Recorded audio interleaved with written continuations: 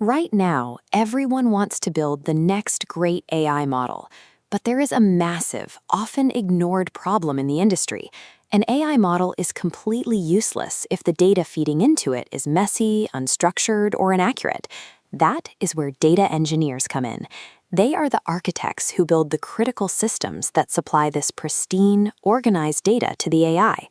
This chart shows the financial reality of that demand. Notice the jump here. You start in an entry-level position between $85,000 and $110,000, but the path scales quickly to a senior tier commanding $150,000 plus.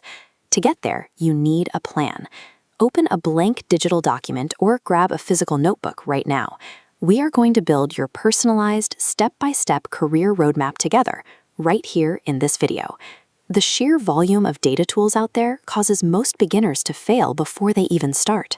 Following a strictly sequenced action plan is the only way to reach that high-paying senior tier without burning out.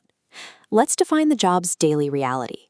This diagram shows 4 continuous pillars: collect raw data, clean it, store it efficiently, and automate the cycle. You need a preference for behind-the-scenes organization, building the back-end plumbing that makes the app work. Go to your notes and create a heading called Phase 1 and 2. Write down your first 2 required languages, SQL and Python. This illustration breaks down why SQL is your non-negotiable first step.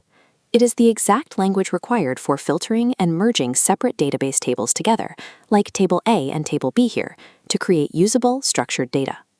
Next to it, this visual shows Python's distinct role in the ecosystem.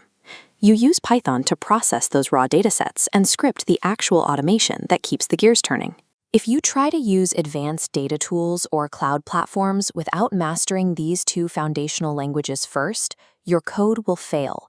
Build the foundation first. Before you write a single line of pipeline code, you have to understand the architecture.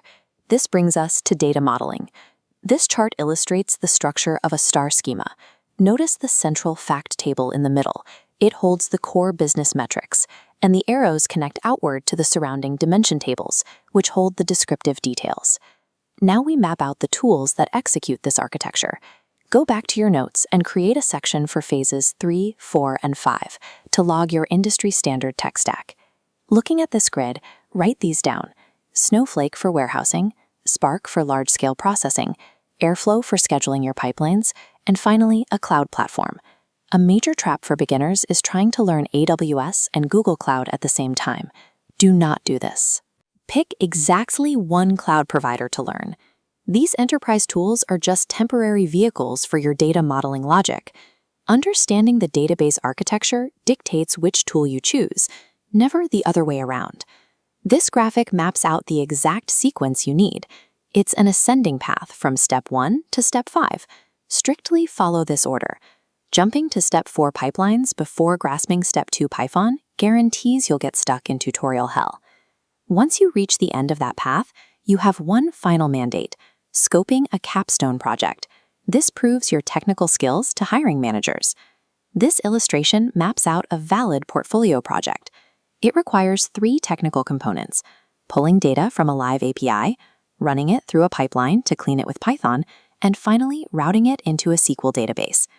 To show this off, set up a free GitHub account. You will publicly host your project's code there and write a clear README file explaining exactly how it functions. Modern tech employers do not care about completed tutorial certificates. They hire candidates who can point to a working, automated pipeline in a public repository and explain how they built it. Look down at your notes.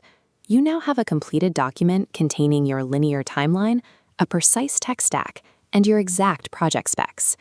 For the next several weeks, your job is to ignore advanced tools like Airflow or cloud platforms entirely. Put them out of your mind. Your immediate action item is to start phase 1 today. Find a free SQL course online, sign up, and create your GitHub account.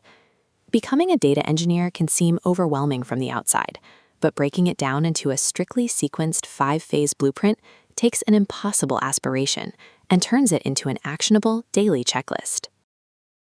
Subscribe and let's build together.